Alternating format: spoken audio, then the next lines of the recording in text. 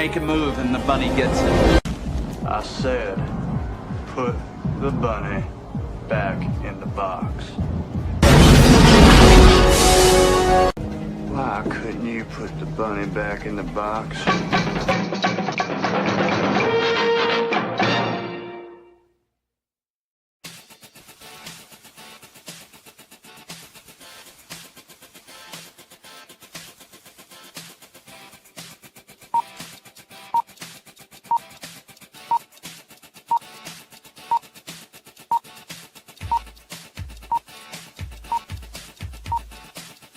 It's showtime.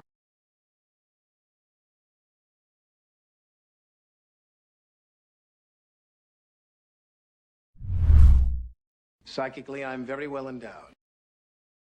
I wanna know what you're thinking. There are some things you can't hide. I wanna know what you're feeling. Tell me what's on your mind.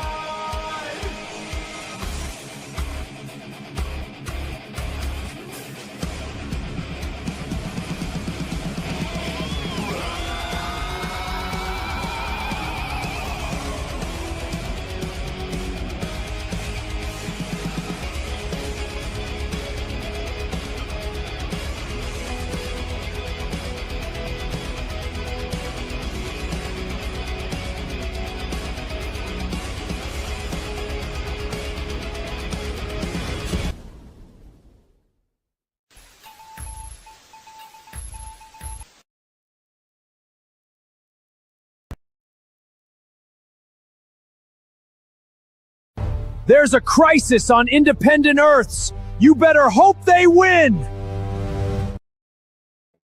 Welcome to the Monday night show. This is going to be a special show. I'm showing it on FMC because this is going to be a project that's going to be on FMC. I don't know if it's going to be exclusively on FMC, but it's definitely going to be on FMC at some point. Now unfortunately I have his opening elsewhere, but it's not evidently uploaded here, and so I'm gonna have to give him a different, different from usual. So we'll bring him on.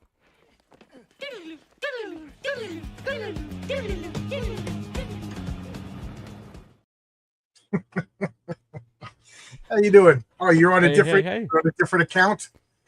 Yeah, I forgot to upload your opening. So How you doing? I'm doing good. Welcome to the show. For everybody, I would just like to say this: if anybody does join us tonight, they have to have a beard. I have a fake beard over here. If anybody. Oh, okay. Yep. There you go. Beards are our requirement. Anyway, That's because I'm the evil version from the mirror dimension. Oh, there you go. You need to have at least a goatee. There you go. Dr. Ling, #1 hero. Okay. That sauce has been trolling me with pitches for the Crisis on Infinite Earth. With Yeah. And I've been trying to be as nice as possible, so I finally messaged him. I'm just like, I don't get this. And he goes, it's a troll. I was like, okay. I was beginning to wonder how you actually wrote a novel, but hook, line, and sinker, Yep. because you got me. Yeah, hooked. that is the theme song of the Rabbit Hole. Well, want to know what you're thinking. Anyway, about to drive home from work. Have a Zach 10. What's up, gang? Hey, Woodrow. Good to see you. Whoop whoop. Tonic Mole. Hey. I just got off the phone with Tom and Fabrizio. Yep. I guess the Fabrizio doesn't hate us after all. Okay. No, just you. Just you. Me. Yeah. Oh, okay. Well, that explains it. That's totally okay with that. I'm not everybody. Those of you who don't know what you're talking about, we made a group chat, and Fabrizio goes, I don't even join group chats with my family, and he left. Yeah, him and Dave Brink left, and I was like, well, Dave's kind of a low-key guy, he gets more than he got what he wanted. He wanted all. For those of you who don't know what we're talking about, we're making a comic book called Crisis on Independent Earths, and everybody is invited. Yes, you're invited. Everybody's invited. Yep. I wrote a 6-page opening script. I made a 2-hour video explaining everything. Yep. So if anybody wants to participate, you're a comic book writer or an artist, now is the time to get 3 to 5 pages together, come into the book. And I made a group chat, and then Dave got he gave me oh my God, Dave's 6 pages make me want to buy my own book that I'm making. His pitch is he got the he and somebody says which characters are going to be in it. I'm like, all of them. All of them, yeah. Because that's what Dave could do. He made an exciting 6-page story. The thing about Dave is he told me one time that he's a real slow writer, and I'm like, yeah, you may be slow, but he's good. What you create is just brilliant, you know. So we can wait a little longer for brilliance, you know. Yeah, so David's and I was just like, Dave, I'm honored. I hate to say waste, but you're wasting such cool concepts in this, you know. But I'm sure Dave is going to come out with cooler stuff for his own books. Oh man, Dave's a fountain of it. Hard at work, yard business, but I had to hop in and listen to some of my favorite people talk about the most ambitious comic book crossover in indie comics. Yeah, I don't know if I'm ambitious or stupid. We'll find out as time goes by. Well, I tell you what, we might be, but who knows? I have a beard, but no eye patch or lift waff cap. Hope it's okay. That's totally all right here.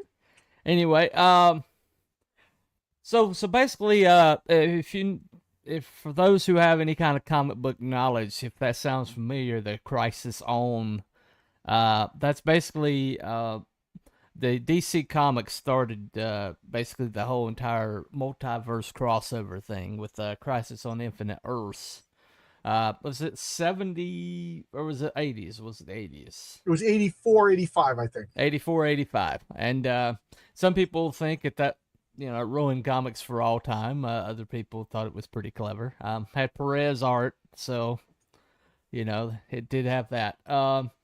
But the whole idea was to basically try to unite all of these different, like, styles that DC had into, like, one coherent whole, and they just wound up making the whole thing a mess. The funny thing about the Crisis on Infinite Earths is, in 1984, the people at DC thought the concept of a multiverse was too difficult for even comic book people to understand, so they wanted to streamline their universe. Now, your grandmother, your Aunt Tilly, understands the multiverse and is sick of it. Yeah, pretty much. Well, so the whole idea, and you've stated this. I don't think I'm too far out of school by saying, because indie comics has gotten so basically scattered and fragmented and factioned off that we've kind of lost our ability to compete with the mainstream, because back when we were supporting one another and rooting for one another and becoming fans of each other's stuff, we were starting to make headway, but then suddenly everything kind of split up and went, and people started fighting with one another, and we lost all momentum. And so this is an attempt to get everybody back under the same tent and start. And again, I'm not trying to assign blame, and I'm not, you know, I don't care who you are. You know, I got 3 rules. We're not going to fight. We're not, and stick to the spirit of the story. Some people have been trying to put pitch skips that they want to break the story because they're special. No, stick to the spirit of the story. And then third, submit all your work by January 1st. So if you want to be part of it, email me at johnslongbox@yahoo.com, and then I'll send you a script, and then send me your pitch, because if I realized by the 3rd pitch I had to come up with parameters, because everybody was defaulting to a portal opens and a guy jumps out, and we don't want 30 stories of that. And that made people a little confused. So I made a video explaining, and I asked. I mean, I've been on the phone with people. I've been emailing people. I haven't said no to anybody. You know, I think I frustrated a few people. That's on me. But everybody is welcome. Even if you hate me, even if I hate you. Yeah, it's 1985 was referring to Dave Brink. Yes, we were. So just so I got the perfect 10 hardcover, there must be something like 50 original characters in it. Yes, I want to be him. Dave is a part of it, and Dave's pitch, Dave's script is awesome. Yeah, it's awesome. You want to buy this book for Dave. You wanted it for Dave Brink, but you're also going to get Chuck Dixon Airboy. The return of Chuck Dixon's Airboy. Here's an exclusive on Telepathic Bunny. So Chuck, I just finished reading his script. Joe Bennett is going to be drawing, so it's going to be Airboy, Skywolf, and Valkyrie. So, there you go. Drawn by Joe Bennett, who was the first artist. Buddy, we're going to be in a book with Chuck Dixon and Joe Bennett. Yeah. Bennett was the first artist on Immortal Hulk. Yep. Before he got pulled off, but for some political BS. I had nothing to do with comics. Just basically he was backing the wrong guy, or at least liked a tweet or something. It was ridiculous. He was, political, whatever. Yeah. Also, Chuck Dixon is also going to have another story, My Sister Suprema, with Mark Gatiss. So we're going to be double chucked. Yeah. And Josh Howard is going to have T-Bird and Throttle in it. Awesome. Batsy is going to have Wolf. Brian Bow is going to have Wolf and Batsy. Fabrizio is Horace H. Hoover is going to be part of it. Marcus is going to be drawing my character, the Public Eye. Aaron Sparrow is going to be doing Doomface, and me and Aaron were on the phone till like 4:00 in the morning the other night, just like two little freaking kids playing with toys, talking about stuff. Well, that's part of the fun of it, isn't it? Right. I think at one time there was infighting among creators with greatest hit indie comics was apathy and folks just feeling disenfranchised. Well, Tonic. Well, I'm not assigning blame, so I'm not bringing up the reasons, because once you bring up the reasons, people are going to be like, "Oh, you're singling me out." So I'm just trying to be as Six Gun Gorilla in the house. There we go. Six Gun Gorilla will be there. Six Gun Gorilla. Brian Christou has offered editorial help. So if you're having trouble with the pitch, you could reach out to me. You could reach out to Aaron. You could reach out to Brian. Aaron, for those of you who don't know, has been he's been writing comic books for 20 years. He's a professional editor. He's a professional writer. So he is he's going to handle most of the logistics, because I got enthusiasm and everything like that, but I don't have the experience. So when Aaron put his hand in, I was like, absolutely. And then Aaron, my idea better than me. Yeah. Well, Aaron Sparrow has handled some pretty big names in the indie comic space. So we're not talking about the lightweight here. We're talking about somebody who knows what he's doing. I'm so fortunate that he wants to help. Yep. Definitely. John being capable, blink twice if you're being held captive. Right. Tonic Wall is absolutely right. I've been known for my fighting too. When somebody fights with you and you fight back, you don't realize you're being emotional at the time. You think you're defending yourself. And then after January 1st, me and my wife, we always go, and we all do it. We all go through that. What are our New Year's resolutions? And I said, I don't want to fight on the internet anymore. And I left a bunch of Discord groups that would just gossip, and and that people got mad at me for, and that wasn't. Right. And then after about 2 months, I realized I kind of enjoy this peace and quiet.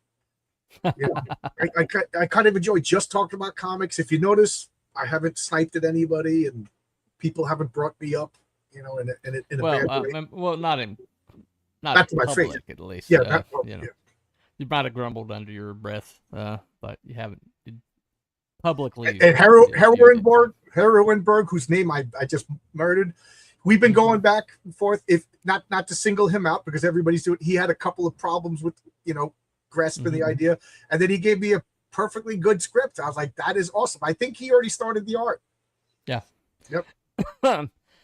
Well, I'm about to start writing my script. Do it before that cough kills you. Sorry. Well, anyway, that's just hit my throat right. I know, me too. That happens. But the thing about it is the things that you want to feature is you want people to write things that are squarely in their universe and are kind of like primers to people's worlds. Right. And so the things that are like unique to your world are like the things that you want them to feature. And like in my world, I have something called Soultrons. These tiny little machines or something. They don't know what they are. They're microscopic, can't be seen with the human eye, but they are like what powers my world. And so midichlorians. Yeah. Well, I mean, nanobites or Yeah. nanobots I'm before just midi busting chlorians. chops. Anyway, but yeah, they do have something to do with the way my world works, and so they start screwing up in my world, and they trace the source, and they find a cult leader, and a cult leader that's way more powerful than they ever thought he should be. He was like a minor threat that they were kind of monitoring, but they weren't really concerned because he wasn't killing anybody. But suddenly he starts sucking people dry and getting all sorts of power, and they start like they have to address the problem. And during the course of that, they discover that he's got a connection to something, that he's calling the young creator, the antithesis, the end of all things, and then they're like, they think, at first they think he's a religious nut, but then they're like discovering that, where's he getting all this power from, and so that's kind of our way of getting into the whole idea. And that's just it. Is Cooper over here, or Buddy? I'm sorry for saying your name. Buddy over here is putting something that's unique in his world. So this is the thing. You got 3 to 5 pages to pick something unique. A portal opens and is not unique to your world. You know what I mean? No. So this isn't nobody. This is just an example that I'm always going. But so there's an intersect. So all time and space merges, and you got to get there. Okay, it's kind of a basic plot, but most superhero stories or whatever. So in one of the pitches that I give people is you go outside, and next thing you know, there's a tree that's, I don't know, it's blossoming in the middle of the winter. That's odd. You go to investigate.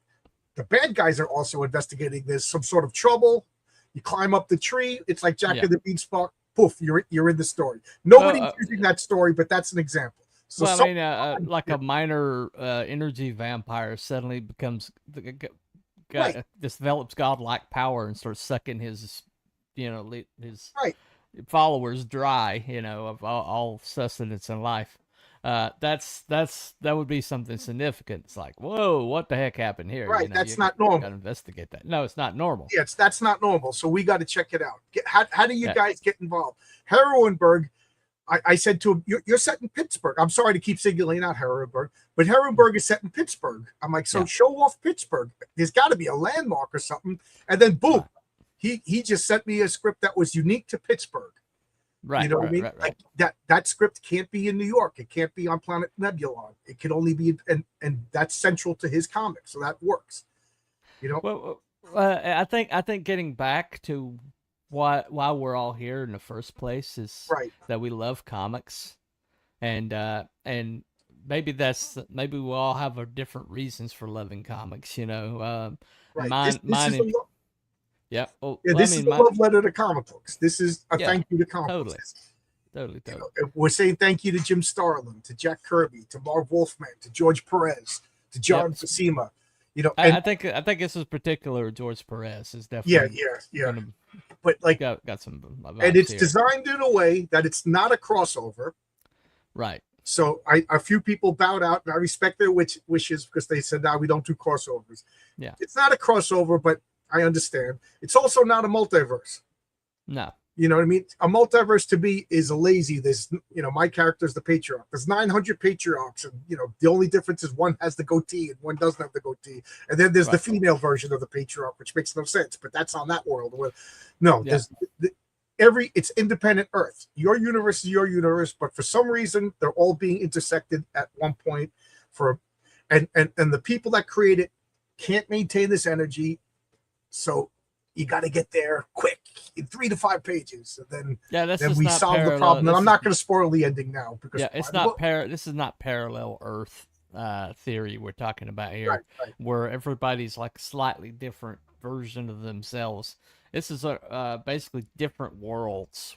This is your world. So this is, if you want this to be in your continuity, as far as I know, Tonic Ball wants to tie this into his story. As far as I know, and I may be wrong, Horace H. Hoover wants to tie this in. I'm going to have another story about the agency that creates all this. They're a big part of my world. So yeah, of course, I wrote them. But if you want to, it can interact. Now Doomface, Aaron Sparrow's character, he's like a Dr. Doom. He wants the entire world. So he's asking like if he could do these other things that I didn't envision, but it kind of works within his character. So maybe there'll be a Doomface interaction with the Patriarch, things like that. Yeah. Well, I mean, that's up to you. Like, and it's also designed so that Phil Moskowitz is always the name that if you don't submit your work by January 1st and you're out of the book, you're not going to change anything. You know what I mean? So so it's kind of like plug and play. Just plug in your characters in, you plug it out. You're not going to change the outcome. The outcome's already pre-written. This is all about it's all about the learning or being featuring other right. What this creators. is a catalog. You're gonna so I didn't mention this because I get excited and I think out of sequence. So anybody who participates is an owner of this comic book. So for your 3 pages, you get the entire book. You're going to get all the files. When Aaron and I are done, I mean, think of it. Me and Aaron will be doing a lot of work. You know what I mean? And then we're going to give you the files. You own those. You want to slap your own cover on it because why do you want, the public eye on the cover of your book? Because that's your book now. So you can put it whatever covers you want. You print it out. You sell it at your conventions next to you, and you have a catalog of everybody. And then you put a little sign, Chuck Dixon's in this freaking thing. Airboy is back. You know what I mean? And then people buy it for Airboy, and they're seeing you. They're seeing Cooper. So you're literally competing with everybody else in a good way. You bring your A game because you're in a book with Joe Bennett. Well, I mean, there's a good example. My friend Frost Comics. Yep, Frost is in it. He's got some pretty good. He's got a pretty good world he's working on. He's also got a public domain character that he got from Charlton Comics called Super Guy, and Super Guy is hilarious. It's like if you took Mr. Magoo and gave him Superman's powers, and it's just a brilliant idea. And I'm a bit worried about public domain guys because if this gets published and we get hit with a cease and desist letter because Conan. Well, this one's been in public domain since the 70s, I think. So, okay, you know what I mean? Like if anybody says I'm going to put Conan or Zorro and stuff like that, just to protect all the work that everybody did, I'm going to have to say no. Yeah. You know what I mean? Like, so. Well, I mean, this guy, he's so into, he's like clearly, solidly in the public domain. I mean, we didn't even know this guy existed, but basically Charlton Comics when DC took over Charlton, they like left him behind because he's too much like Superman, so they left him over there, and he so he's completely squarely in public domain. I mean, there's no chance that anybody's going to claim this guy. Charlton Comics doesn't even exist anymore. Hasn't existed for 5 decades now or something, So I think we're good. Back probably 75% of the creators already announced. The reason I want to participate is to be able to say in small way I was in the story with so many people I respect. Yeah, isn't it fun? Yeah. I think I'm in there 75-85% of the people, I back their books or whatever. Mm-hmm. And I look at it as like, I'm 57 years old. Me and all my friends are going to go play. We're playing together. This is a weird way to people all around the world playing. Well, it's like Brian Ball's Wolf and Batsy. I mean, it doesn't seem like that would be a good book for a crossover because it's such a self-contained universe. These two are so insular to one another, and then but Brian gave you a pitch that basically they're like, yeah, Well, the funny thing is I talk to Brian and Fabrizio like every day, and so I sent the pitch out to both of them. Because I didn't want to exclude Brian, but I just assumed he was going to say no. But you know what I mean? So Brian was like, he said, yeah, right away before Fabrizio. Right. And I was like, and Fabrizio was, yeah, this is exciting. And he's like been one of the people that's super excited about it, Right. So he's working it away. His original pitch I thought was so funny. And I don't want to spoil it because he might go back. But, I'm tickled pink that he wants to be involved in this. I think all my friends are playing together. I just told Tonic Ball on the phone. It's like, no, you're in. Whether you want to be or not, you're in. You're one of the guys that want to be in. Most of us are volunteers. Evidently, Tonic Mole is. Tonic Mole has been voluntold. He has been volunteered, been, pulled in. Anyway, but I mean, when I see the list of like artists that are involved, not only the writers involved, but our creators that are involved. But I mean, this is going to be just a showcase of just about.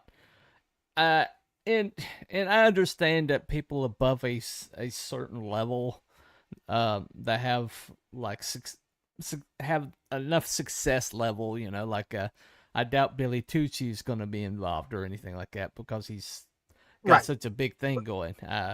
But this for the most part, this is going to be a chance for mid to lower level creators. Some of them maybe not even have like me. I don't have a published book yet.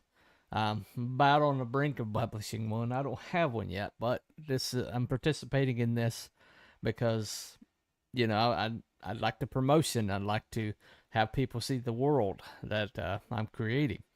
And so when he says anybody is invited, he does mean anybody. Yeah.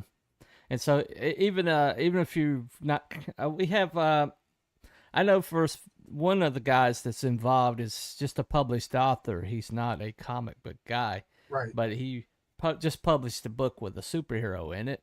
And he's like, can I be involved? And John's like, sure, absolutely. John Douglas.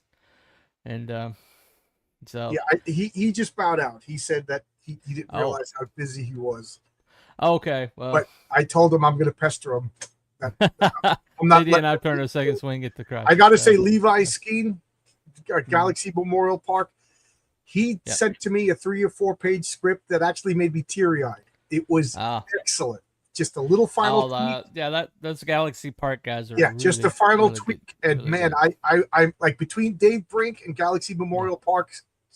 Dave Brink is just ultimate over the top superheroics. And I think Galaxy Memorial Parks is like touching.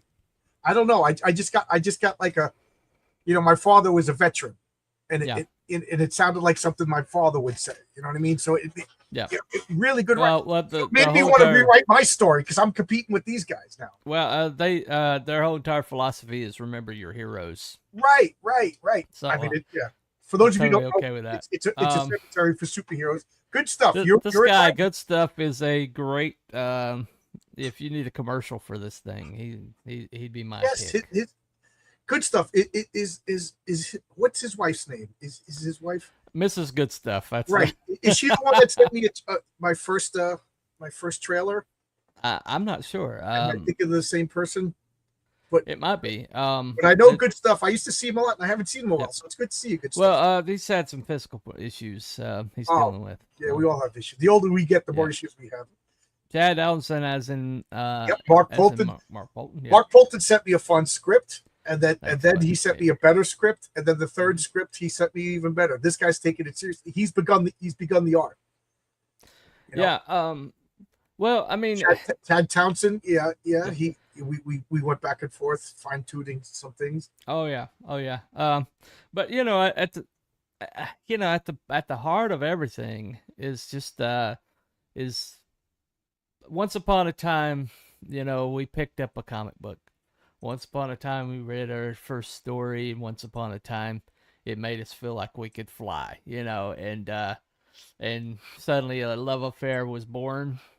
And I mean, a lot of us are operating at a loss. We're just doing this for the sheer love of the game. For basically, all of us dreamed one day of writing Superman or writing Batman or drawing one of the others or Spider-Man.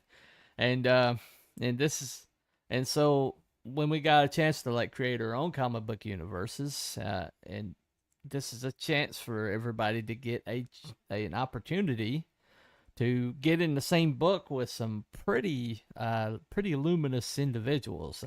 Chuck Dixon is a living legend, and to be in the same book with him and Mr. Bennett, I mean, you can't get much better than that. I mean, you really can't. Okay. What other things I need to? No AI. We're not going. Okay. Nobody can use AI in the book, and like I said, I'm very wary about public domain characters because I would hate to have like a 100-page book, and cease and desist. Well, Frost Comics Super Guy, he aged him to about 80.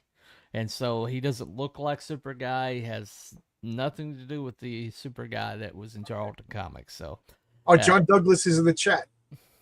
Oh, hey, John. Good to see you, buddy. So, I mean, so basically, if you have an idea, if you've always wanted to do a comic and you've got an artist that you can call upon, this might be the chance for you to get it out there and make your first comic. Maybe you only need 5 pages, 3 to 5 pages. Some might even one. You can even go 1 page if you know if you want. Oh, that's one thing I wanted to say. Artists. Somebody was bringing this up. A couple of people are artists and don't have a writer or whatever. Yeah. Aaron and I were talking. We might need like connective pages. With 30. Every once in a while, we might need to insert a page. If you want to get in on that, join our group chat. Message me, whatever. Say you're interested. Also, I have to stress, everybody's paying for their own pages. You're paying for 3 to 5 pages on your own. Yeah. And you're getting if everybody submits, you're getting a 90-page book to do with as you will. You want to put that on Fund My Comic, that's on you. You want to put it on Kickstarter, you own it. I can't argue with you.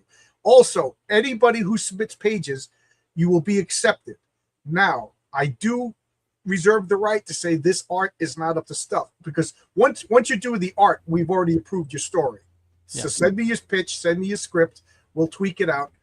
So your art, if I think it would be smart to send us an update, like when you get the first page done or the roughs or whatever. Yeah. But if your art's not up to snuff, you'll be in the digital edition and then the print edition. But you could do what you want once you get you're on your own. You know what I mean? Oh, okay, we have to address this right quick. This is going to be an all ages book, so that pitch is probably not going to work. Right. I had to reject one pitch because it wasn't family friendly. Now, the reason why I want to I don't care if your book is a porn book, horror book, murder book, whatever, but these 3 pages got to be family friendly, because it's 30 people. And Matt Gleason said he does Mighty Mascots, which is a children's comic book. Log is going to be in, which is almost a children's comic book. And maybe they're going to put this book on their table at their conventions. Yeah. And a mom's going to buy it. You know what I mean? Or a little kid's going to buy it. So, yeah, they can be racy. So just think of it. If you didn't see it in Marvel Comics, you're not going to see it in this comic. But so leave the butt slapping porno adjacent stuff, I'm sorry. I say just have to leave the butt slapping porno adjacent stuff in your own book. So when you get Saving the World in this book, and then you buy Tonic Ball and you find out it's complete filth, that's on you. Tonic Ball's complete filth. Okay, you heard that here. Anyway, how much violence can you get away with while still be all ages? That's one of those things, superheroes is an inherently violent thing. This Mark Polton just has people behead zombies on page 1. You know what I mean? Like, right. Well, I think you're talking about maybe a comic book level of violence, right. Like if anybody remembers Tim Vigil's Faust, that's a little too much. Yeah. Don't go EC. Yeah. But stick to about Marvel DC level. I mean, Brian Bauer's got Wolf and Batsy. There's going to be a werewolf eating somebody somewhere in the pages of this book. Yeah. There's usually somebody biting somebody's head off in Wolf and Batsy. I've got up to 11 over there. Anyway. Yeah. But, or an eyeball being plucked out. That happens a lot in Brian Baugh's book, I have to say. I will say EC level of violence is acceptable. Yeah, there you go. I will say EC level of violence is, and sexy is good. Lewd is not good. Yeah, there you go. Yeah. So, I mean, Perfect 10's going to be in there, probably in there if that was part of his pitch. Yeah, 10's in there. Like I said, how many characters is Dave Drink throwing in? Yeah. All of them. Well, there you go. But that's the thing we're talking about here. We're talking about just the sheer joy of it. I mean, I've got like so many characters in my world. I mean, I know you've got a ton, um, and so I mean, it's just like we all have like these universes we've built out in our heads, and this is a chance to kind of like show them off a little bit. Kind of like, hey, you wanna hang out in my universe for about 5 pages? You know, Yeah. it's it's just a part. It's like a comic book. It's like comic book convention in a book Yeah. form. Yeah. It's there's a couple of inspirations for this. Obviously, Crisis on Infinite Earth, and then Tonic Ball in Saving the World 8. He had a crossover, and he had their own artists draw their own characters in one comic book. And I was talking to him about it. I said, that is so cool. I would love to do that. And he's like, yeah, it takes a lot of logistics and stuff like that. And right. And I joked and I said that was a Crisis on Independent Earth. So literally, Tonic Ball's comic is one of the big inspirations. And then I had so much fun. I did a little promo poster with NDA Andrew of the Ripperverse with this character, Arcstream, I think is the new name, and Vaughn Coleman, who will be participating in this. Vaughn Coleman, Galvanite, and then my speedster, the Go-Getter. And it was just fun. We had no arguments, no fighting. You know what I mean? And I was like, let's do more of this. Let's work together. You know, you got Rebel Oasis, Longbox Comics, and Ripperverse all working together for a tiny little silly thing. And I thought it was fun. And I was like, we got to do more of that. So then we need to see if we get Von Klaus in on this. Yeah, if he wants. I mean, I threw out the invitation. I sent out the Fantastic Four flare.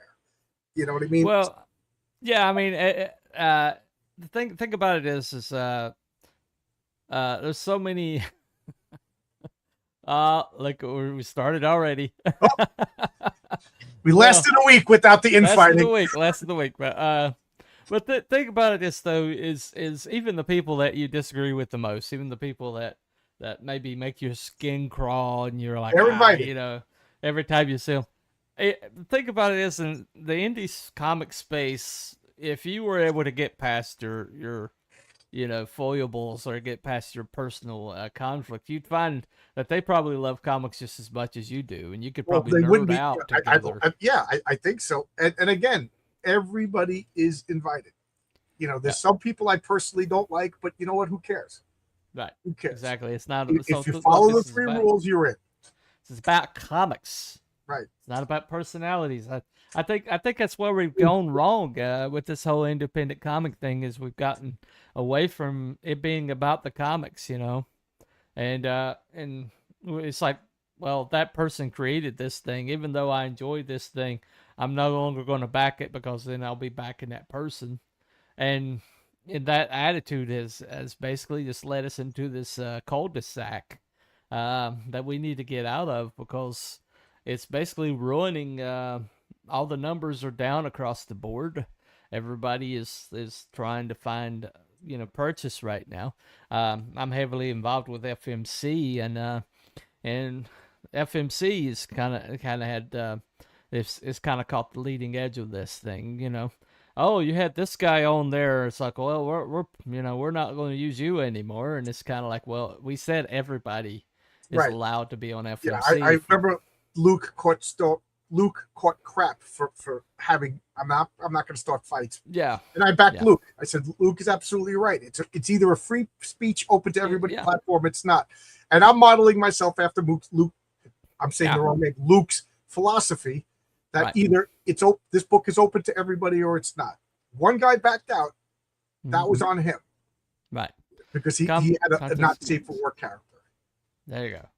You know what I mean? But I had said, hey, you got somebody else. You're welcome to throw somebody else in. Right. Well, I mean, that's the thing, you know. I mean, one of the things that we've really gotten damaged by is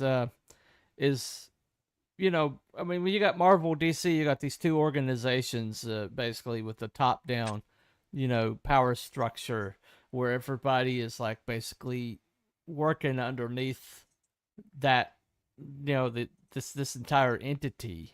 But because we're all in independent comics, we don't have the top-down entity that's like controlling everything, and so we're all kind of independents and free agents, and and because of that, we're all in, we're all like competing with one another for the same space in a lot of ways.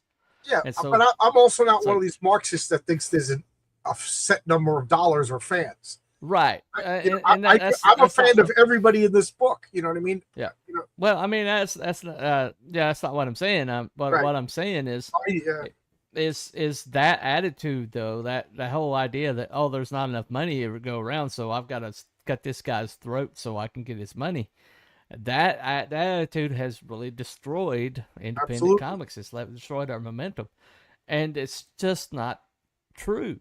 But the thing about it is future customers have been turned off by the infighting, and so that money that could have been influx, that money that could have been there to be spread around, goes elsewhere or doesn't even buy at all because I'm of everybody's the opinion being bitches with one another.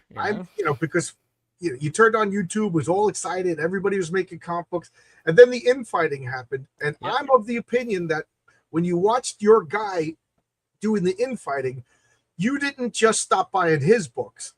You Right. stopped buying everybody's books. Buying everybody's You, book, you, yeah. you left the hobby. You didn't just leave that guy. And I think, Yeah. and I've had people to say, I'm just not interested in his comics anymore.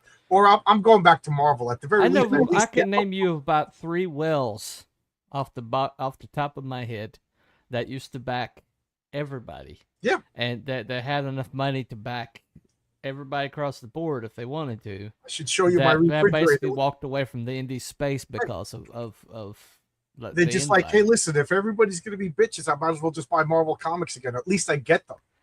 Yeah.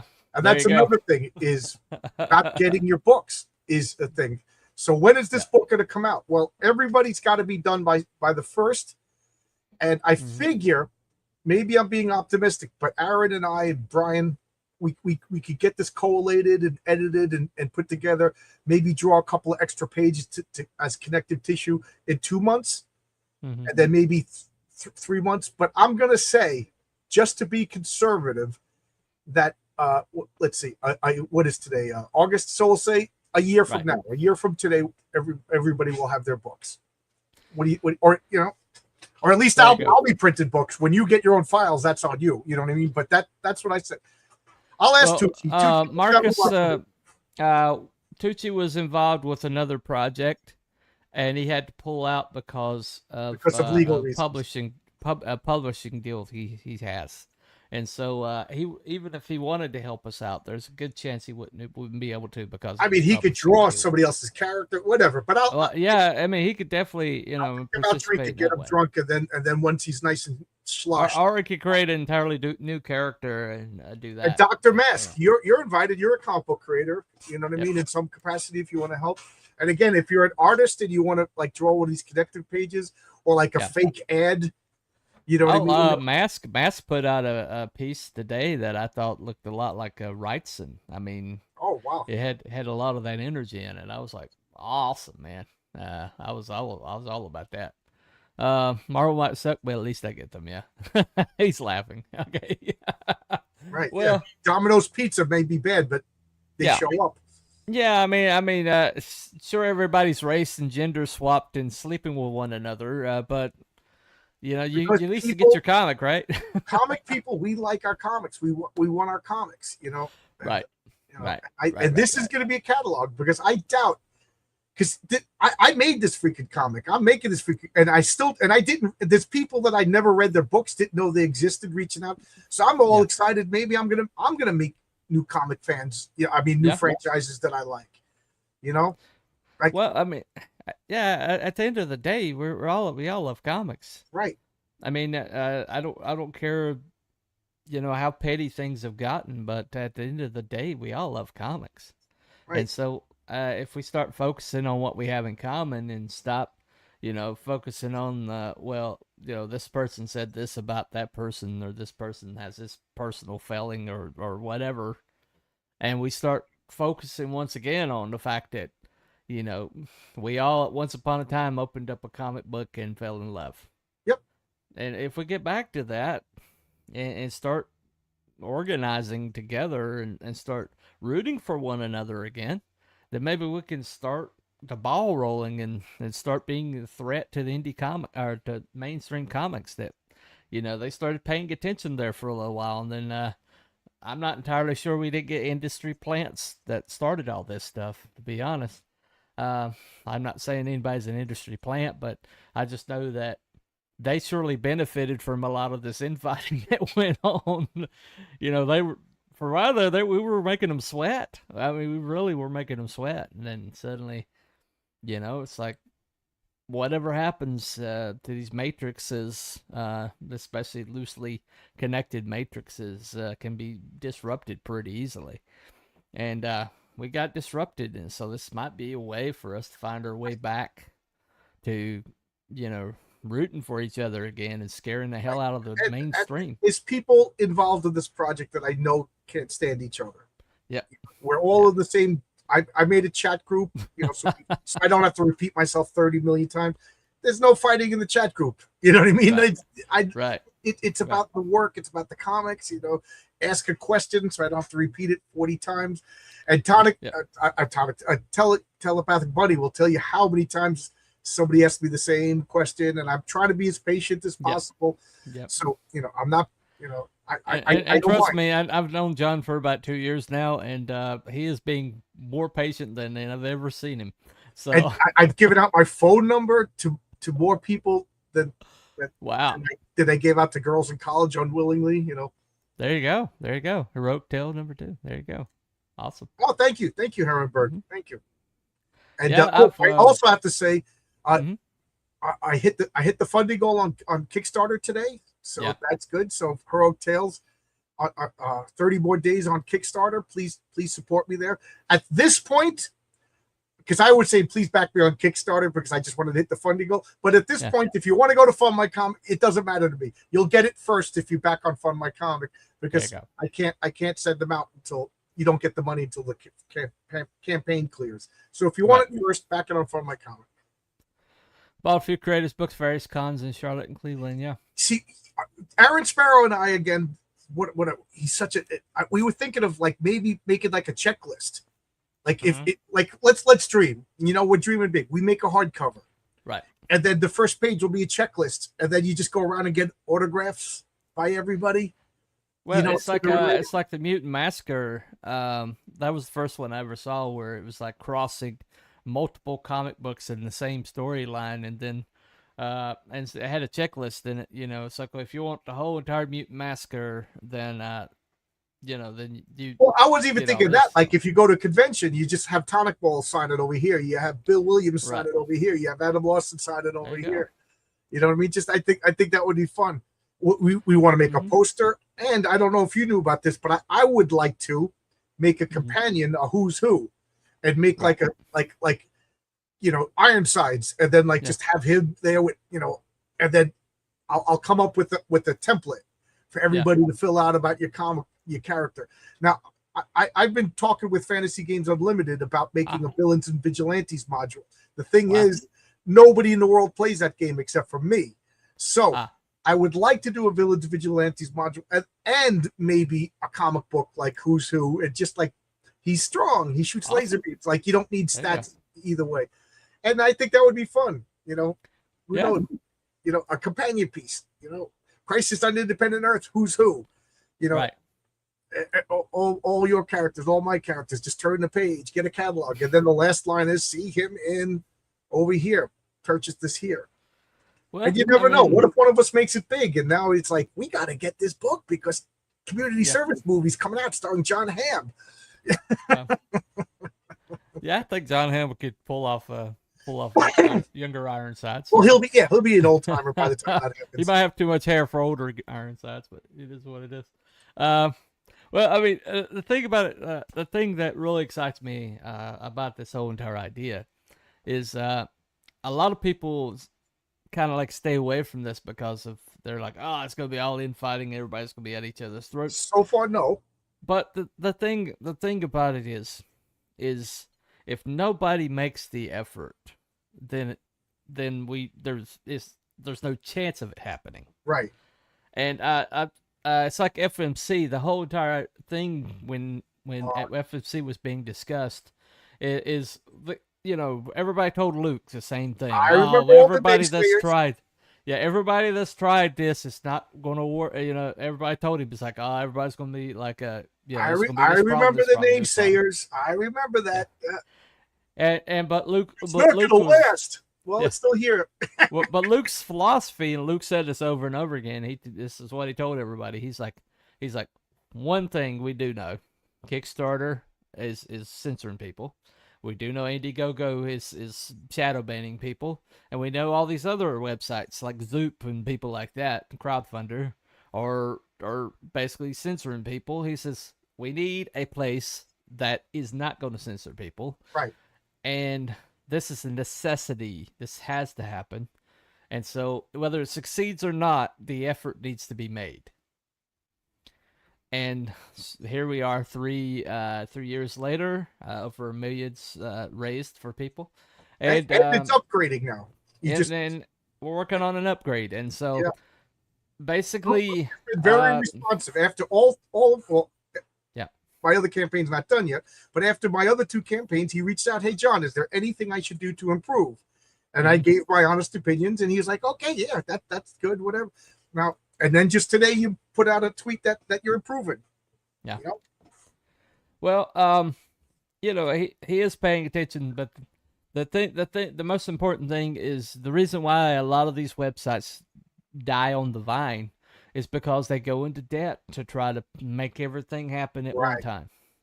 And so he said, well, we're going to have our economic novels, we're going to do the upgrades when we got the money. And there's going to be, which means there's going to be times where we kind of stagnate because the money's not coming in.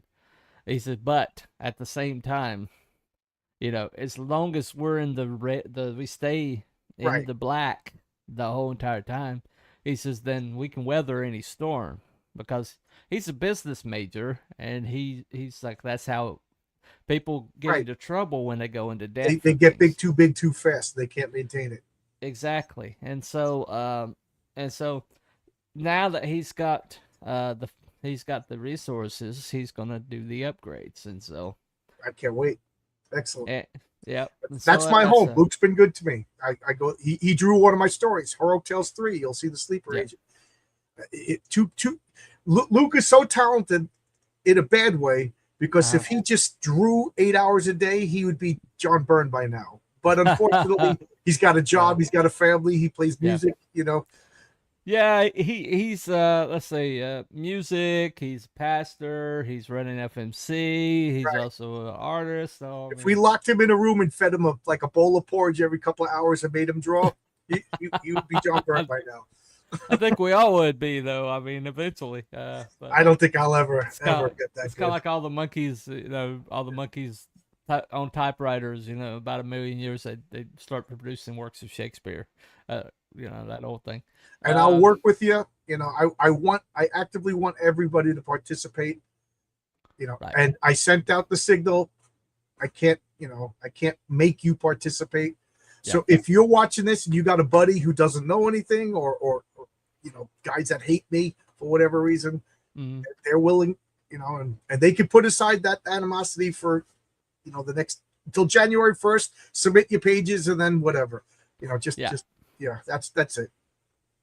You know, I'm not fighting with anybody. If you want to fight with me, you know, you're gonna shoot the cannons, and then whatever. Well, I mean, this is the fact, okay? Is that independent comics needs to come together, right? And another fact is the only way we'll either succeed together, or we'll just slowly fade away. We'll fall apart. And so the bottom line is somebody needs to attempt something like this, and John has decided to step up and do it. And so rather than sit here and get black-pilled and say, well, this will never work, maybe we should all do our damnedest to make sure it succeeds. And in the end, we're wanting independent comics to succeed. This is not about boosting John's profile or anything. This is because he's basically, you know, he's giving all credit to like Aaron Sparrow and him and everybody else is helping him with this, because this is a group effort. Yeah. It's not about loyalty. It's not about personality. It's about it's not the a cult future. either. You know, you know. Yeah, it's future And independent also, comics. Yeah. This hasn't started yet, but before it starts, we're not signing away ownership or anything like that. Everybody owns their own characters. You know what I mean? You know, but this big book, everybody's going to be an owner of. So by participating in this, nobody's stealing your characters. Nobody has the rights to your characters. You know what I mean? No. And I was talking to my wife last night about this. We got to find some sort of legalese that we could put at the beginning that, you know, that I'll show to everybody and we all agree on it. You know, the guy who did what is his name? He's the artist that did the cards. I don't have one available. But so if anybody knows a guy or is a guy, reach out. Well, he gave us a contract to sign that basically had all this legalese in it, so he might still have it available. Just notice we have the same chair, just in different colors. Yeah, there you go. Great minds think alike. You know, it was on sale for Staples. What can I say? But anyway, but like I said, I just anything that's gonna bring people together, I'm all for. That's why I support FMC like I do, and I'm all for creating a matrix of people who love comics and hate what's happened to mainstream, but want to bring comics into the future. They're not beholden to anybody, and they just want to make good characters and good heroic fiction for the next generation. Right, and I don't even want to say like I hate the mainstream or anything. It's not about hate. It's like you came up with whatever characters you wanted. You like them and you want to get them exposed. Well, now, I look at it this way: the mainstream is like that heroin addicted family member. Right, I love them, but they need help. You love them, but you can't support them anymore. Right, but like, think of this as a catalog.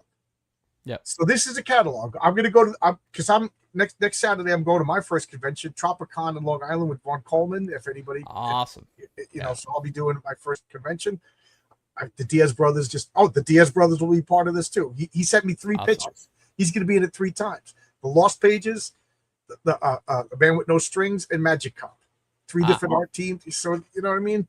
Wow. That guy is the Diaz brothers. They're very prolific. They're extremely prolific. The Diaz brothers are very prolific. They're great. Yeah. They're printing my comic now. They're tweaking with the proofs right now. And he's showing me pictures. I'm like, oh my God, just mail me.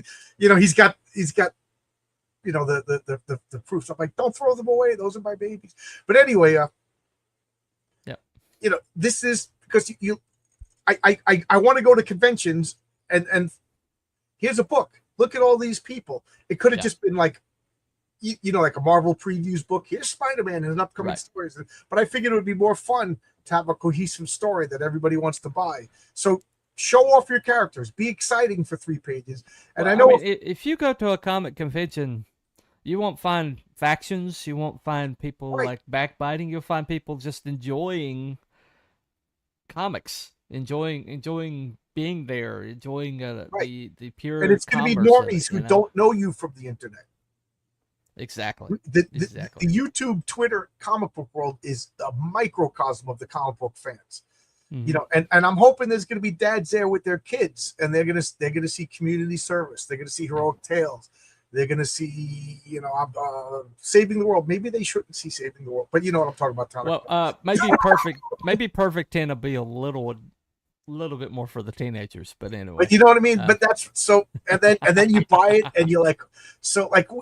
And Aaron and I are like, I was thinking like you put your logo up in the upper right hand corner of the page or something. So like, you know, I don't know. We'll work it out. We'll work it out. And my whole philosophy has been you don't get what you don't ask for. Exactly. So I came up with this idea a while ago, and I'm not mentioning names because I'm not here to make anybody feel bad. But the very first person I mentioned it to told me it was the worst idea in the world. Nobody would participate. You can't get comic book people to cooperate. So I shut up for about 2 months. And then I thought about it again, and I thought about it again, and I just couldn't get the idea out of my head. So I just put it on Twitter. Yeah. And man, the response I got on Twitter, and then the same person was like, oh my God, I want to be in. I was like, he said it was a stupid idea. He goes, oh, it's the same idea. That's dumb.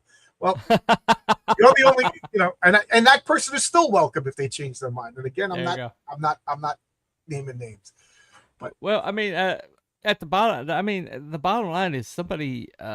It wasn't me, Marcus. Oh, I'd tell on you if it was you, Marcus. There you go. Well, Marcus is going to be my artist for the public eye. Marcus, let me know. Did you get the script? There you go. Well, I mean, at the end of the day, if nobody tries, then there's 100% chance it'll never happen. Right. You know that pretty girl that you kick yourself because you've never asked her out? Well, in 10th grade, I left my school, and then I went to another school for 11th grade, and I saw her over the summer, and she said to me, "Why didn't you ever ask me out? I made it so obvious." And I was like, I didn't think you liked me. I thought I didn't have a chance. She's like, dude. So then I asked her out. She goes, I have a boyfriend now. We're going to the prom. And I was like, so take your chance before the window closes. Yeah. Tracy's in LA. See, John, the only reason you should tell that story is like, when we're married, we've been married. I know. Blah, blah, blah. Well, I learned from my mistakes. Well, thanks a lot, man. That's give us everybody me sour grades there. Me and my wife met 6 weeks later. We were married. So there you go. So I learned. The guy's a new favorite unpublished character. Oh, cool. Well, he will be published. He has a cameo, I think. Definitely. No, he doesn't. No, he will. His first appearance will be in Bill Williams' giant size punchline, which he is about to launch. And man, awesome. He was just showing me the files for it. I forgot how good that's Renzo and Oscar's best work. It's Bill Williams. The same guy that did Fables. No, that's Bill Willingham. Willingham. I'm sorry. Bill Willingham will be in that comic, so I will be in a comic book with one of my favorite comic book creators. And wow. Bill Williams is personal friends with Bill Willingham. That's how he got on. So maybe we can get Willingham on this project. I'm poking. Well, yeah, Bill Willingham's extraordinarily indie friendly. I mean, he's been on my channel. He does not give a crap about anybody's opinion. He really doesn't. Yeah, that's one of his more lovable traits. All right, I didn't get the script to read the DM group quickly. All right. Okay, maybe I didn't send. I forget. I've been talking to so many people and back and forth. I kind of. Yeah, well, John's a little bit swamped right now, so he'll get to you, Marcus, I'm sure. Anyway, well, I just wanted you to come on, man, thank you. Before we go, what are the 3 biggest things you've had to reject in scripts so far? What are Okay, I realized by the time I got the 3rd script that I was a pattern was starting to form. Now, this I'm rejecting. A portal opens and no. Okay. No, a portal opens and. Okay. The second one is I had a dream that the universe was going to be destroyed. No, because everybody's going to do. We are comic book writers. Come up with something clever and unique to your universe. And the last one I have to add is a wise man just told me. Right. And a wise man is also sexy alien chick just told me. There you go. You know what I mean? So we can't do those. So okay. So something odd is going on in your universe. Your guy notices. So I've been telling people to start backwards. The intersect. What is the intersect in your universe? If it is a portal, start all over again. So start with the intersect. What is the intersect? It's this Dr. Doom helmet right here. This Dr. Doom helmet. Something odd is happening with this Dr. Doom helmet. Oh my God, it's lighting up and floating. That doesn't happen. I call the Ghostbusters. The Ghostbusters come over. Next thing you know, there's the people that want the universe to get destroyed are fighting the Ghostbusters, and then Dan Aykroyd touches it, puts it on, and now he interacts with the main story. There, I just made up the worst pitch in the world, but at least it fit all the criteria. There you go. So that's the 3 that are automatic rejections. No order. If the word portal is part of your pitch, then portal, over. Dream, or was told by fill in the blank. Yeah, a wise man just told 3. Me, Yoda just told me. Yeah, just those are 3 are automatic rejections. So the second pitch I got was the heroes were sitting in their headquarters. When the portal opens, my guys jump out and say, "Come on, let's go." I said, "How does that sell your book?" Exactly. Like, you're trying to sell your book, and I'm not saying this, and I'm not mentioning names, but I'm not trying to hurt anybody's feelings. But you're trying to sell your book, and then, and that this wasn't Mark Polton, but Mark Polton, you know, his second attempt was, I don't have to restate the plot. I said, no, you're probably going to be page 7.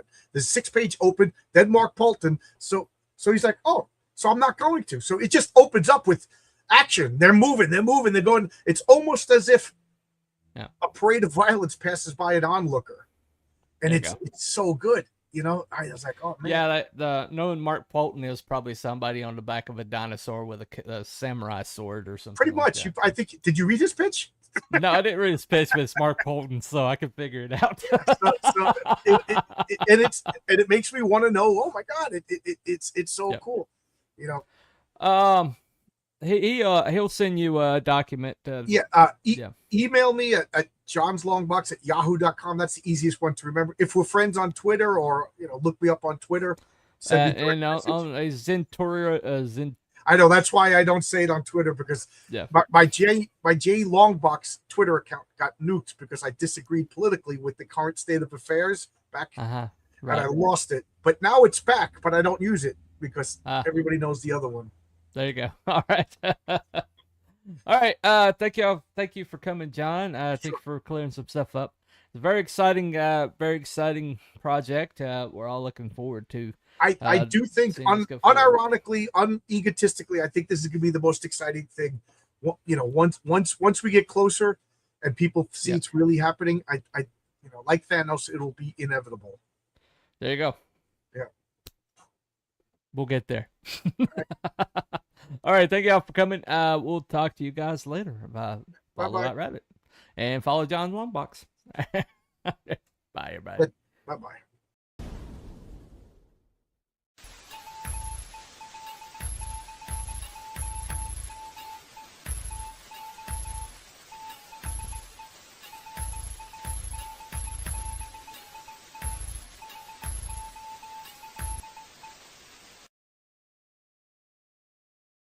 Thank you.